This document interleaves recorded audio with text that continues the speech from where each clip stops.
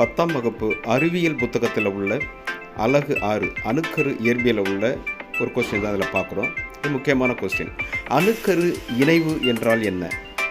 ஒரு அணுக்கருவுடைய லேசான உட்கருக்கள் 2 இணைந்து உருவாகுவது தான் அணுக்கரு இணைவு என்று அழைக்கப்படுகிறது.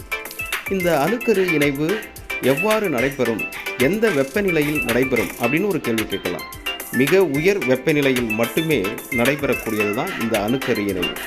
இதில் முக்கியமான கொஸ்டின், அந்த மிக உயரிய வெப்பம் எவ்வளவு இருக்க வேண்டும்னா 10⁻7 10⁻9 என்ற வெப்பநிலையில் இருக்க வேண்டும். வெற்றி சிவா சேனலை சப்ஸ்கிரைப் பண்ணுங்கள், லைக் பண்ணுங்கள். அடுத்த வீடியோவுக்கு போகலாம்.